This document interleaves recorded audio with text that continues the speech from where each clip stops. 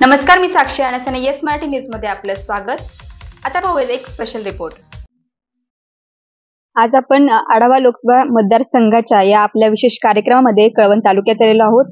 इथे आपण साधारणतः माझ्या मागे बघू शकतो की कांद्याची साठवण झालेली आहे। हे कांदा साठवणीचं एक गोडाऊन आहे आणि साधारणतः आपल्याला एक मागे व्यक्ती दिसतंय, आपण त्यांच्याशी संवाद साधणार आहोत। त्यांचं मनोगत आपण जाणून घेणार आहोत।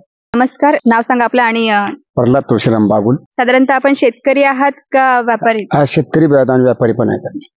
काय सांगाल की आता कांदा निर्यात बंदी झालेली आहे आणि त्यानंतरची स्थिती काय आहे किंवा काय एकंदरीत म्हणजे? कांदा निर्यात बंदी सरकारने सांगितले बाबा 5 लाख मेट्रिक टन बाबा आपण कांदा आपला निर्यात करू बाबा असं त्यांनी सांगितलंय। पण मार्केटच्या शेतकऱ्यांचं एकंदरीत कांद्याच्या बाबतीत थोडस पारड हलकंच आहे हो। बाकीचं साहेबांचं एकदम व्यवस्थित आहे, मोदी साहेबांचं। फक्त शेतकऱ्यांविषयी थोडस त्यांचं मन नाराज ठेवतात ते, नाही तर बाकीचा त्यांचा सार्वजनिक विकास व्यवस्थित करत आहे। तळागाळापासून तर थेट मध्यमवर्गीय लोक, शक्ती, नारी, सर्व गोष्टी त्यांचं व्यवस्थित आहे। शेतकरीचं जीवन सुखकर व्हावं किंवा त्यांना एक चांगलं आयुष्य मिळावं यासाठी कुठल्या योजना केल्या पाहिजे किंवा अजून काय आपली माफक अपेक्षा आहे सरकारकडून? शेतकऱ्यांनी आता त्यांनी सांगितलं बाबा सौर ऊर्जाचं शेतकऱ्यांना झिरो त्यांना बिल येईल बुवा, काय त्यांचं नैनो युरियाचं काही। पण जे काही सेंद्रिय जे काही रासायनिक खत आहे, रासायनिक खतांच्या किमती उतरत नाही ना, तिथे उतरायला पाहिजे। शेतकऱ्यांचे शेतमुलांना जर रोज पाहिलं तर त्यांना 250-300 रुपये भाव आहे त्या रोजांचा, आणि 10 वर्षापासून तोच भाव चालू आहे ना शेतकऱ्यांचा। काय भाव आहे कांद्याला? सर्वसाधारण काय 1000च्या पुढे आहे बा। नफा होतोय का तोटा होतोय? नफा आता असं आहे आता एकंदरीत आहे तसं काही नाही, थोडाफार तोटा बी आहे। पण शेतकऱ्यांचं ते कांद्याच्या थोडस हे केलं पाहिजे त्यांनी।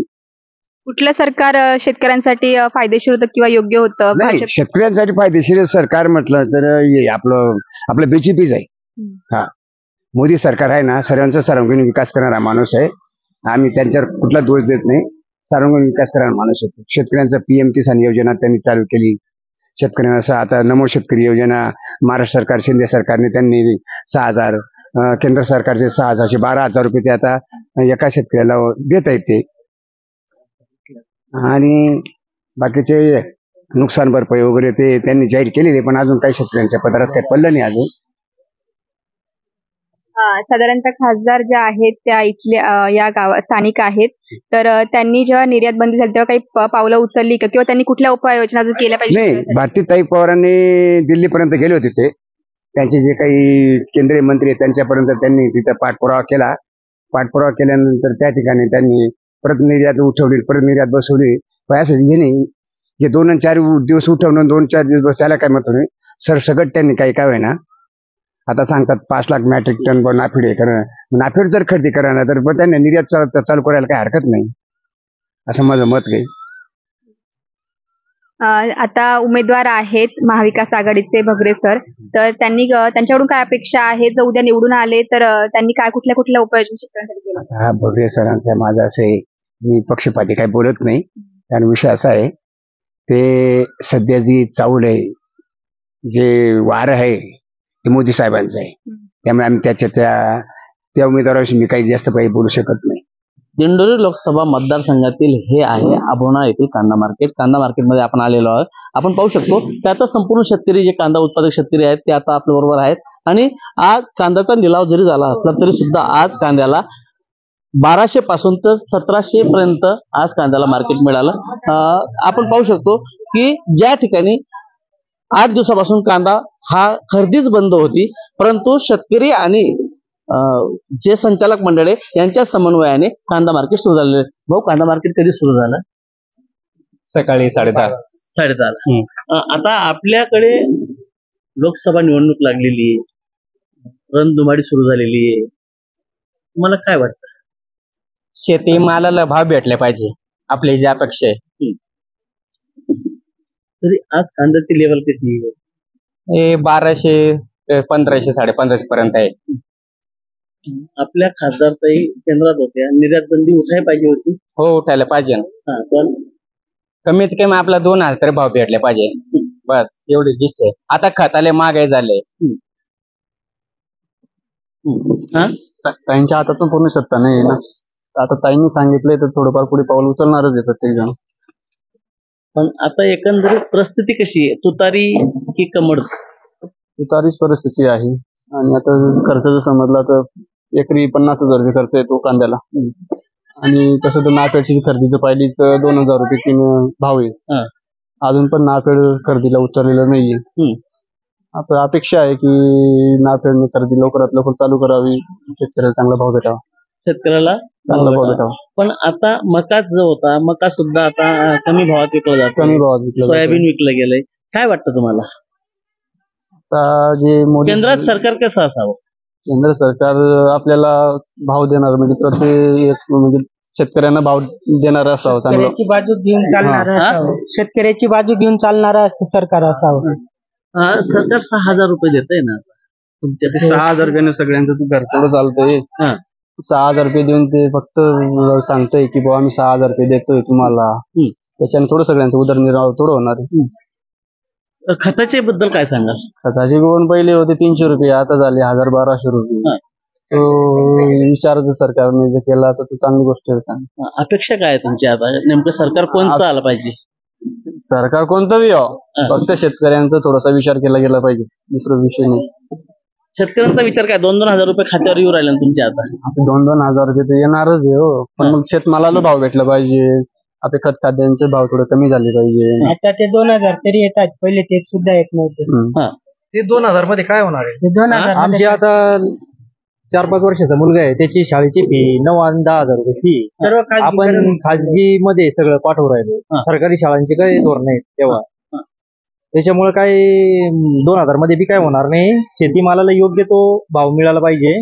आपण खाणाऱ्यांचा पण विचार करू नये असं नाही का बाबा त्याचा विचार केला जाणार नाही असं नाही, पण निदान शेतीमालाला जर भाव व्यवस्थित मिळाला तर सगळ्याच गोष्टी व्यवस्थित सुरळीत होईल तुम्हाला असं आम्हाला तरी वाटतं. उमेदवार मध्ये भास्कर बगरे आणि ताई आहेत. ताई तर आहेत, पण ते बगरे मला वाटतं नवीनच दिसले उमेदवार. त्याच्यामुळं काही सांगता येत नाही आपल्याला. आपल्या तालुक्यात काय विचार होईल? भारतीताई पवारच येते कुठून तरी, पण मग सांगता येत नाही. आताच्या सध्याची परिस्थिती शेतकऱ्यांची अशी आहे का तो कल कुठं जाईल त्याचा नेम नाही. एवढं तरी शेतकऱ्यांच्या मागे जर उभे राहिले व्यवस्थित तर मग सांगता येणार नाही काही. म्हणजे एकंदरीत खताबद्दल नाराजी आहेच तुमची? खताबद्दल तर ती नाराजी आहेच, तो काही विषयच नाही. जर खत जर आपल्याला जर एकरी मागं 25,000 रुपयाचं खतच लागू राहिलं मग त्याचा उपयोगच नाही ना, शेती करून उपयोग नाही ना,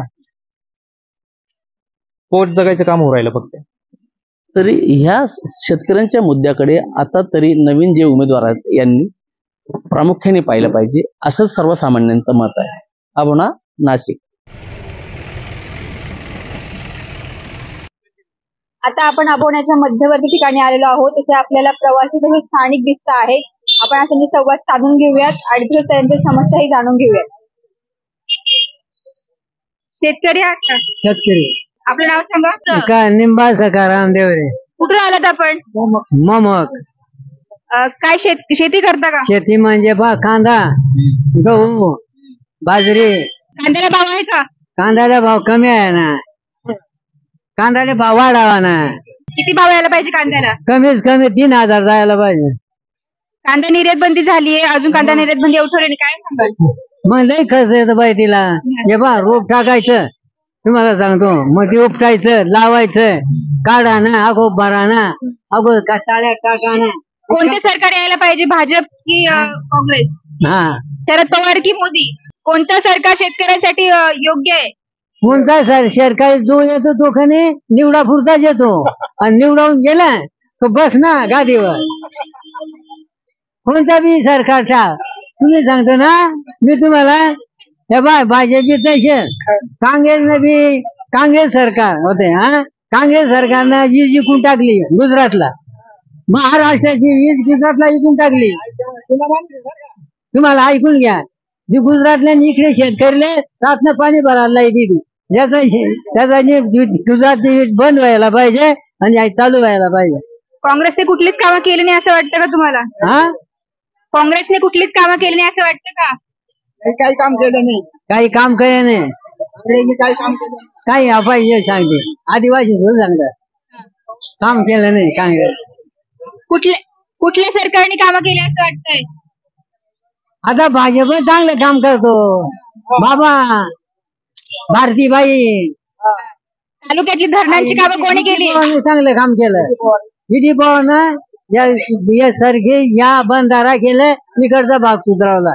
भाजप यायला पाहिजे बा. फुकट धान्य फुकट धान्य मिळी राही ना ते गेलं पाहिजे. आणि भाजप अजून सुधारणार नाही भाग. आणि काँग्रेसने जी लिखी खाती ना बंद व्हायला पाहिजे आणि महाराष्ट्रात यायला पाहिजे. हे चांगले टिपी. हे ज्येष्ठ नागरिक होते, आपण त्यांची प्रतिक्रिया जाणून घेतली. अजूनही काही प्रतिक्रिया आपण जाणून घेणार आहोत. नमस्कार, तुमचं नाव सांगा. माझं नाव मनोज बाळकृष्ण खैरनार. मी रिक्षा चालवतो. कुठून आलात आपण? मी अबोण्याचाच रहिवाशी आहे आणि हे जे गोरगरीब आहे त्यांच्यासाठी मी एक ऑटो चालवतो. काय अपेक्षा आहे सरकारकडून? सरकारने आता अपेक्षा काय ठेवायची? जी या 700ची टाकी होती ती 1200 झाली. त्याच्यात म्हणता टाकतो बा पैसे. कुठं पैसे येता पैसे येता का पैसे नाही येत? सांगा काय संविधान कुठं ठेवलेले आहे का? कोणतं आपलं संविधान सुरक्षित म्हणता संविधान? प्रत्येक ठिकाणी अत्याचार होते. कुठं संविधान चुकीचं आहे सांगा? पहिली गोष्ट असं आहे का संविधान आपण ओबीसी आहे, आपलं कोणतं संविधान चांगलं ठेवलेलं आहे यांनी?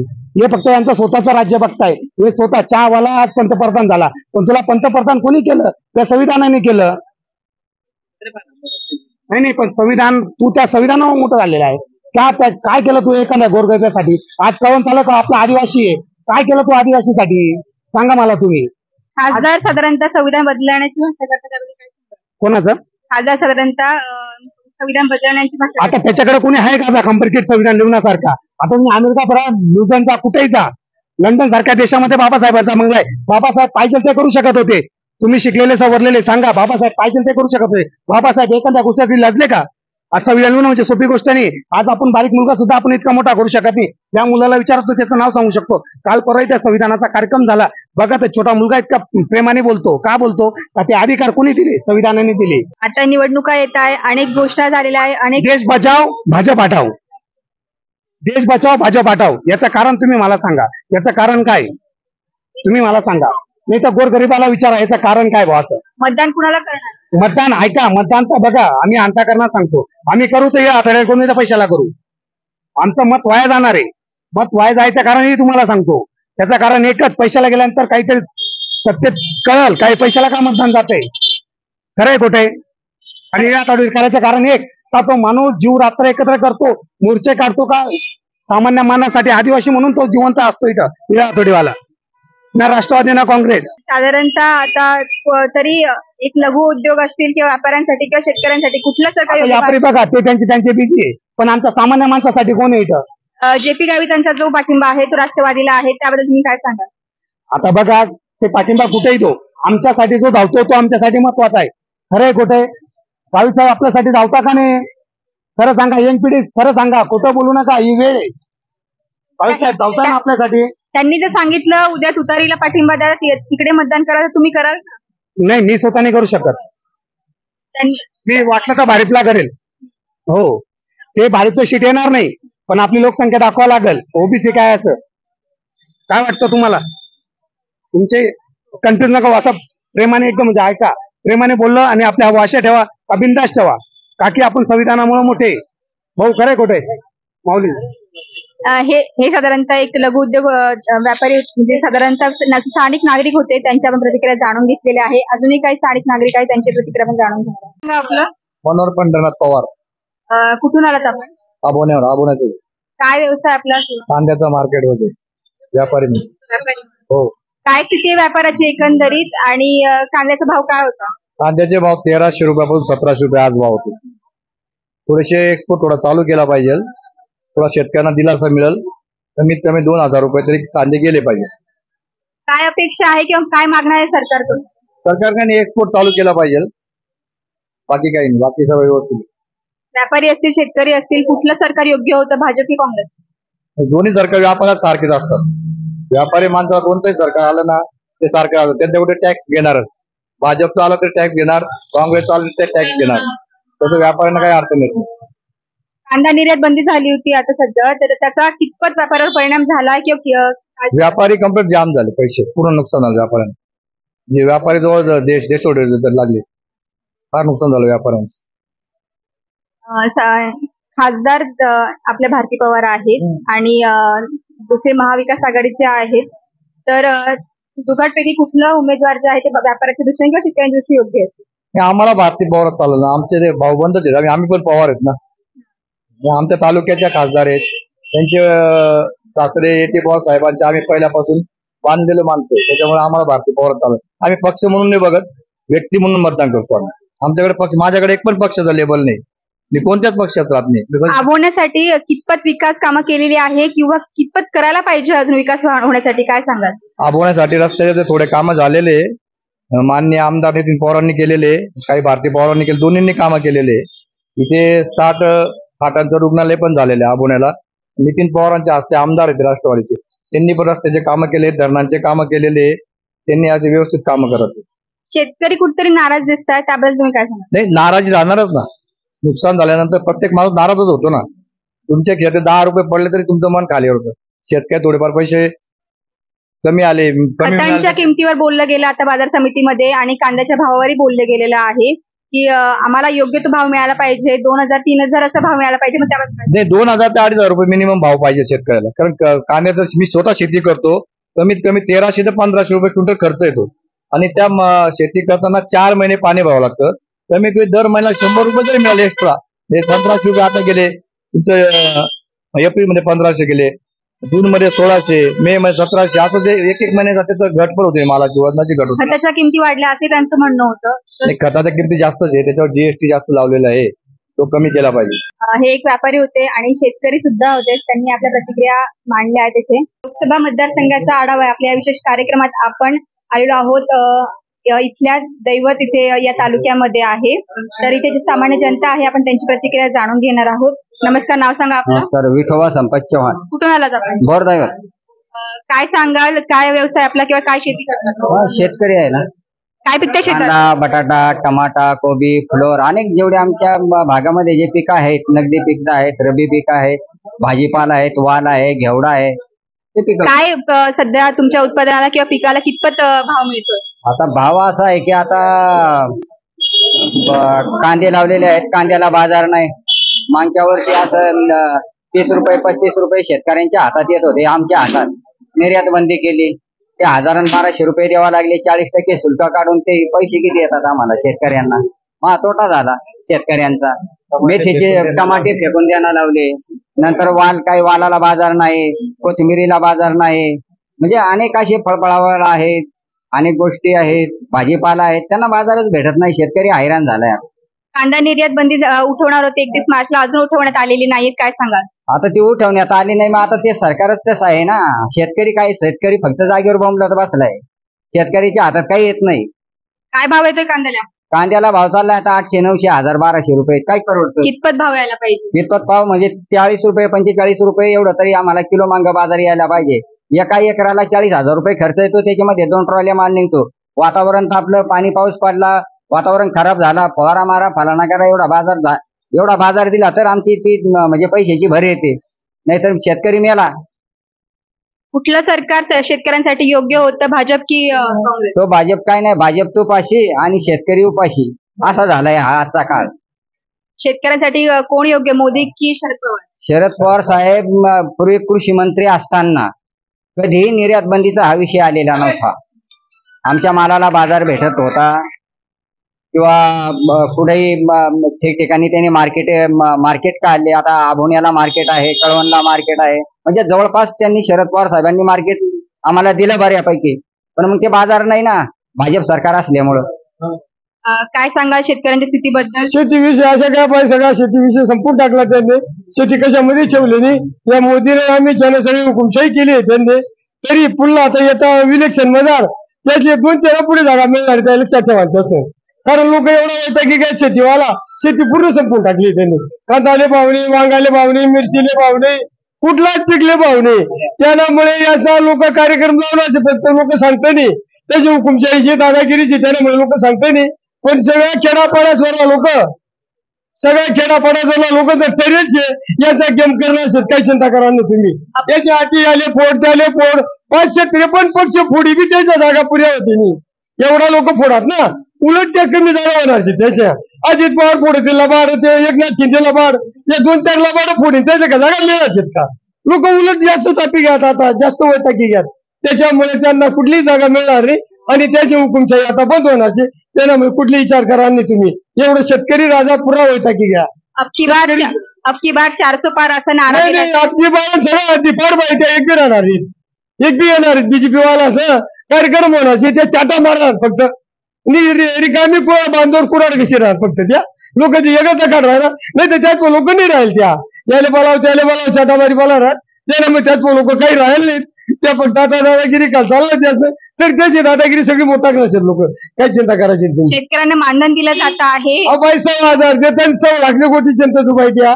काय सांगा तुला आता 6,000 वर्षाला 6,000 आणि रात्र 12 वाजेला मोदीला आम्ही निर्यात बंद कटाकस 4-5 हजार लाखांना तो 1200-15-24 लाख. तर त्याची एक शेतकरी नाही 1 लाख काढी घेतात माहितीच नाही.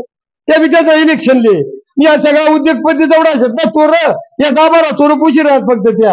आणि आता त्या चोर काय करणार, त्याचे पैसे दे राहतात इलेक्शन साठी, बाकीने काही नाही त्याचं. त्यामुळे त्याचा कुठलाच जाहीरनामा कुठलाच नाही त्याचा.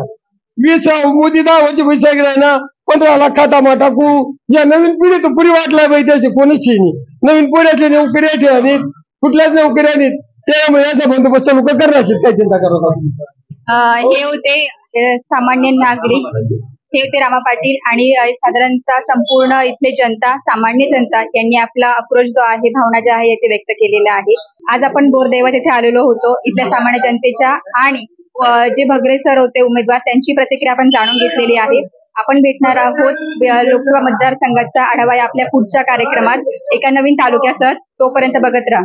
आज आपण कळवण तालुक्यात होतो. तेथील ग्रामस्थांचे आणि नागरिकांच्या तसेच शेतकऱ्यांच्या व्यापाऱ्याचे आपण मतं जे आहे किंवा त्यांचे संवाद साधलेला आहोत. आता आज आपल्या मागे बघू शकतो की काही अजून ग्रामस्थ आहे, नागरिक आहे. आपण त्यांची प्रतिक्रिया जाणून घेणार आहोत. नमस्कार सर, नाव सांगा आपलं. पोपट सोनू पाटील. कुठून आलात आपण? पाळ्याहून. काय सांगाल, काय व्यवसाय तुमचा की शेती? शेती व्यवसाय.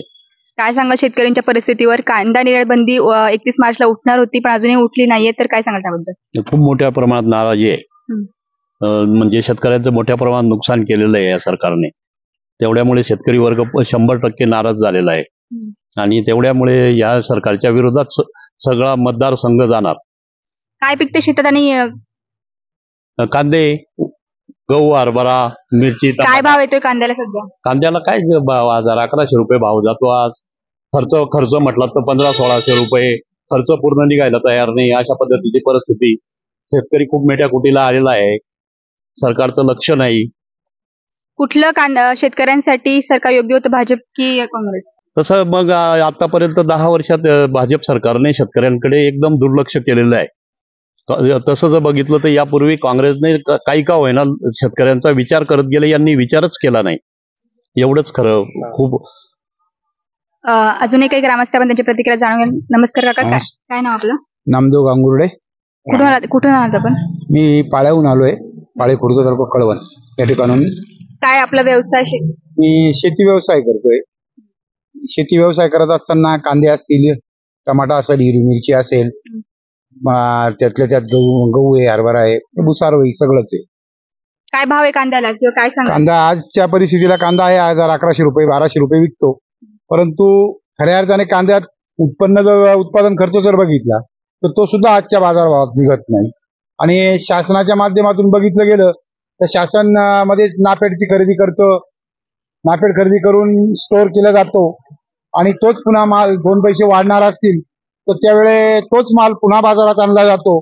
आणि नाफेड खरेदी करत असताना जे पुढारी आहेत यांच्याबरोबर आजची परिस्थिती बघितली तर मागच्या वेळेस 1 रुपये किलोने का 2 रुपये किलोने आरोग्यमंत्री, सेंट्रल गव्हर्नमेंटचे आरोग्यमंत्री, त्यांनी 1 ते 2 रुपये किलोने कमिशन घेऊन आणि कांदा विक्री करायला लावलं, खरेदी करायला लावलं.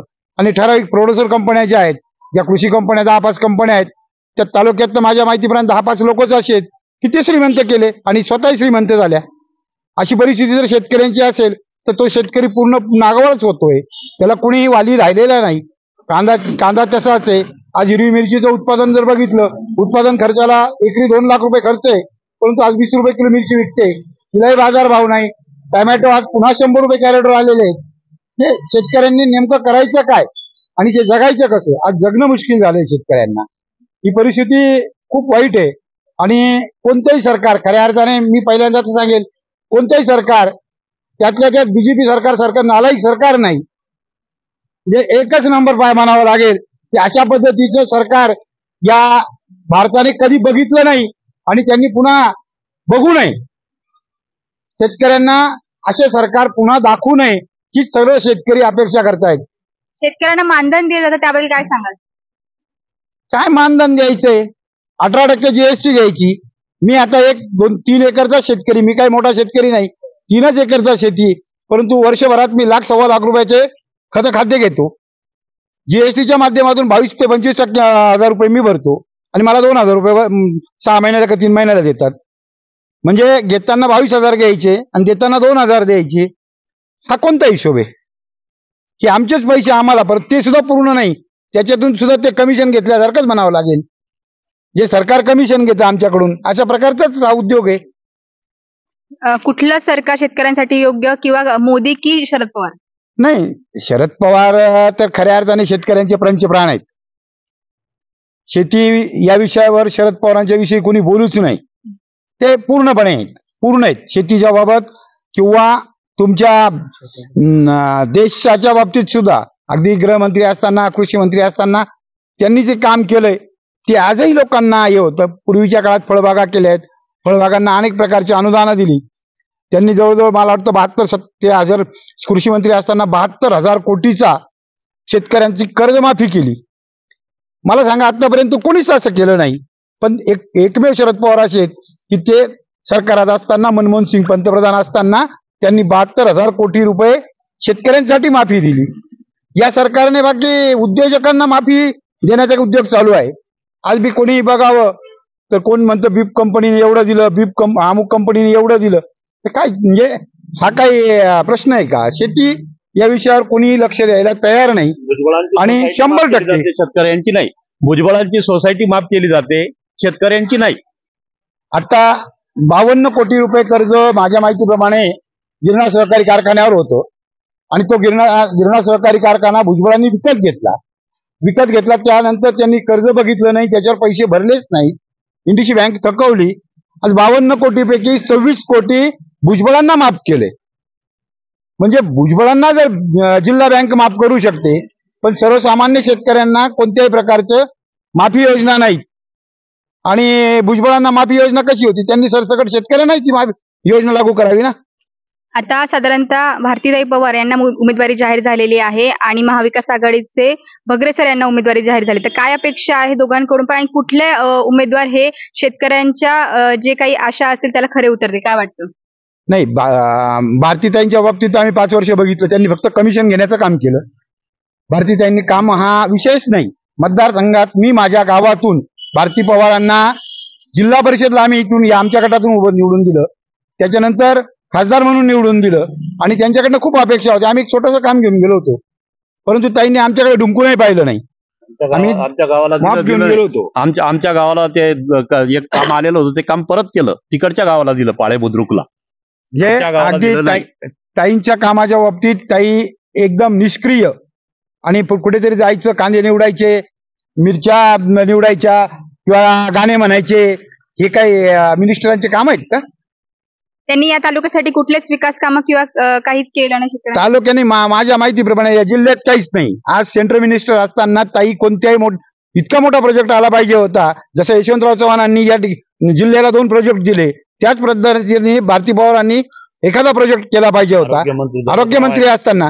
नाही, त्यात राज्याचे होते, परंतु या सेंट्रल मिनिस्टर कशाला म्हणतात ताईंना ते कळलंच नाही. माझ्या माहितीप्रमाणे ते 2 रुपये किलो कमिशन घेण्यावरच ताईंनी काम केलंय. हे साधारणतः कळवण तालुक्यातील संतप्त शेतकरी आणि व्यापारी होते, ग्रामस्थ होते. त्यांनी आपली भावना व्यक्त केलेली आहे. आज आपल्या आढावा लोकसभा मतदारसंघाच्या या विशेष कार्यक्रमात आपल्याला विशेष सहकार्य लाभले आहे ते म्हणजे कळवण तालुक्याचे प्रतिनिधी आणि आपले अतिथी संपादक. तर त्यांचे आपण या संपूर्ण आढाव्याबद्दल एक मत जाणून घेऊयात. तर सर काय वाटतं एकंदरीत आपल्या आढावाबद्दल लोकांची संमिश्र प्रतिक्रिया आहे. एकंदरीत आढावा बघितल्यानंतर शेतकऱ्यांचा मुद्दा हा तीव्र जाणवला आहे. या ठिकाणी शेतकरी अत्यंत नाराज आहे, कारण की जी कांद्याची निर्यात बंदी असेल, कांद्याला योग्य प्रकारे भाव मिळत नाही, या मुद्द्यावरतीच खऱ्या अर्थाने जास्त शेतकरी या ठिकाणी नाराज आहेत. तर येणाऱ्या काळात आता आपल्याला बघणं आहे की नेमकं मतदारांचा कल कोणाच्या बाजूने जातो. आपल्या सोबत आता अतिथी संपादक आहे, त्यांची आपण प्रतिक्रिया जाणून घेऊयात. सर काय सांगाल एकंदरीत आढाव्याबद्दल? एकंदरीत आपण दिंडोरी लोकसभा मतदारसंघाचा आढावा कधी पाहिला तर या ठिकाणी संपूर्ण शेतकरी नाराज आहेत. मेन म्हणजे कांदा उत्पादक, दुसरा विषय आहे द्राक्ष उत्पादक. जरी आता आपण कधी मतदारसंघात फिरलो तर काडीने ज्या पद्धतीने औषध लावतो त्या पद्धतीने लोकांच्या प्रतिक्रिया आहेत की काहीच काम केलं नाही. पण आता येणाऱ्या 20 तारखेला म्हणजे 20 मेला जे आता इलेक्शन होणार आहे, मतदान होणार आहे, त्यामधनं जे तीव्र भावना शेतकऱ्यांच्या जे आहेत ते नक्कीच आपल्या मतपेटीतून त्या आता इथं कधी पाहिलं तर नवीन उमेदवार दिलेत भगरे सर हे शिक्षक असून त्यांनी पूर्ण 9 तालुक्याचा दौरा आता चालू केलेला आहे. आता येणारा आगामी जो काळ आहे इलेक्शनचा, आता हा काळातच आपल्याला समजेल की जेणेकरून सत्ताधारी विरुद्ध शिक्षक असा संघर्ष जो आहे तो संघर्ष आपल्याला प्रामुख्याने पाहायला मिळतोय. आणि आता मतदारसंघ कडवण आपण निवडला, हा म्हणजे जे आपले मंत्री आहेत त्यांचा हा मेन तालुका आहे, त्यांचा जन्म इथं आहे, त्यांचा संपूर्ण जो वारसा आहे तो कडवण तालुक्यात आहे. आणि कडवण तालुक्यातच जर अशा शेतकऱ्यांच्या भावना असतील तर इतर तालुक्यात काय, आपल्याला आता पाहणं औचित्याचे आहे. धन्यवाद सर आपल्या प्रतिक्रियेसाठी. आज आपल्या या विशेष कार्यक्रमात आढावा मतदारसंघाचा आपण कळवण तालुक्यात आलेलो होतो. या संपूर्ण आढाव्यामध्ये आपले अतिथी संपादक श्याम सोनवणे आणि कळवण तालुक्याचे प्रतिनिधी संदीप पाटील यांचे आपल्याला विशेष सहकार्य लाभलेले आहे. या संपूर्ण सहकार्यासाठी त्यांचे आपण आभार मानतोय आणि भेटूयात अशाच जनतेच्या प्रतिक्रियांसह पुढच्या तालुक्यात. तोपर्यंत पाहत राहा येस मराठी न्यूज. अशाच प्रकारच्या ताज्या घडामोडींसाठी येस मराठी न्यूज YouTube चॅनलला शेअर करा, सबस्क्राईब करा, लाईक करा आणि पाहत राहा येस मराठी न्यूज.